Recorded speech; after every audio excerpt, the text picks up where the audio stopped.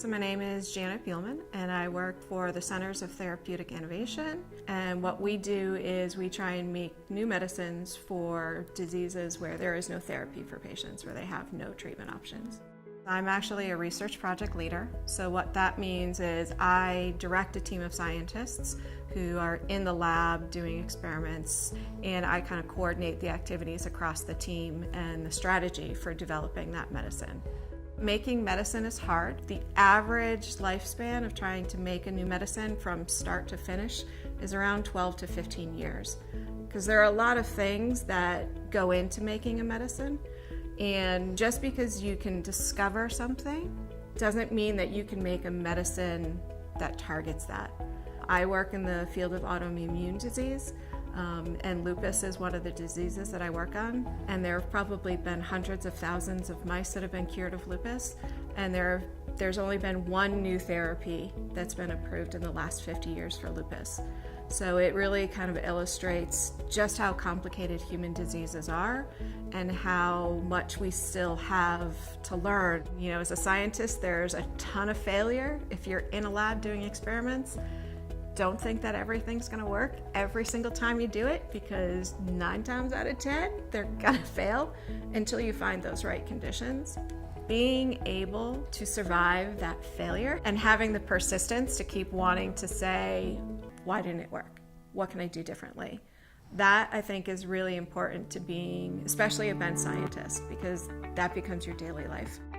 I wouldn't say I was like a science nerd as a kid. I was always a little geeky, I suppose, because I did love school. I can 100% attribute my career in science to Mr. Kozlowski, my high school biology teacher freshman year. He was teaching us about DNA. He had made a scale model of a ladder, and he was able to twist it to tell us what a DNA helix looked like, and they could keep twisting it to show us what a supercoiled DNA looked like. And I thought it was just like the most amazing, coolest thing ever. And that was literally the moment that I knew I was going to become a scientist. The best mistake I ever made was forgetting that I had to apply to graduate school. You don't just go once you graduate, you actually have to apply to a program and get accepted. So then I actually got a job for 2 years. And getting that job and doing research was the best thing that could have ever happened to me, because that's how I discovered the field of immunology.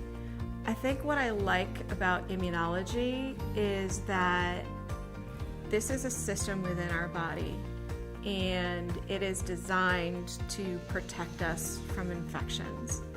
And it is a complicated system with lots of different parts that have to work properly, and it does. It's still as fascinating to me today as it was when I took my first class and started to understand it.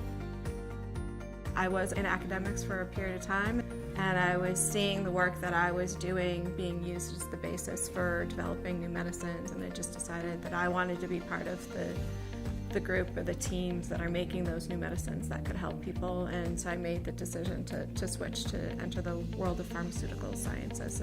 Whether it's making a scientific discovery that somebody else can use to make a medicine, or if I contribute to the team that makes the medicine myself, just something that I've contributed some knowledge to the world that helps make it better in some way.